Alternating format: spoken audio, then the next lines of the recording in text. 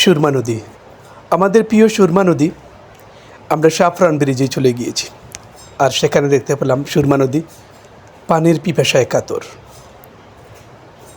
সত্যি দেখতে অসাধারণ লাগছিল। একদম পানি নেই, কিন্তু পানির অভাবে নদীটা শুকিয়ে যাচ্ছে। আর যে সাফরান ব্রিজটা রয়েছে সেখানে যে কুঠির উপর দাঁড়িয়ে আছে, দেখতে পেলাম যে শূন্যের উপরে এই ব্রিজটা বড় বড় কুঠি রয়েছে। এই কুঠির উপরে আমাদের সুরমা নদী উপর দিয়ে ব্রিজটা চলে গিয়েছে। অসাধারণ, কিন্তু পানি শুকিয়ে যাওয়ার কারণে এই সুরমা নদীটা কাঁদছে। কখন বৃষ্টি হবে আর এই সুরমা নদীটি ভরাট হবে। ও থই থই থই পানির ঘিরে মনে পড়ে গেল কবি রবীন্দ্রনাথ ঠাকুরের আমাদের ছোটো নদী চলে বাঁকে বাঁকে, বৈশাখ মাসে তার হাঁটু জল থাকে। অসাধারণ কবির এই কবিতার পংক্তি।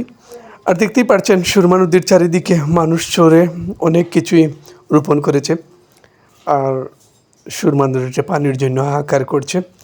তবে খুব শীঘ্রই বর্ষা হবে, আর সেই বর্ষায় আমাদের এই সুরমা নদীটি ভরাট হয়ে যাবে। তখন এই প্রচুর মানুষ এখানে বড়শি বেয়ে মাছ ধরবে। এখন তো আর তেমন একটা মাছ নেই, বুঝেই যাচ্ছে, তাই তো এখানে মাছ শিকারীরাও নাই। আনালে এখানে প্রচুর মাছ শিকারীরা রয়েছিল, মাছ ধরতো এই নদীর পাড়ে বসে। হাহাকার করছে এই সুরমা নদীতে, আর এই সুরমা নদীর স্মৃতি মানুষকে বারবার দেখায়। আমি সেই সুরমা নদীতে গিয়েছিলাম দেখতে।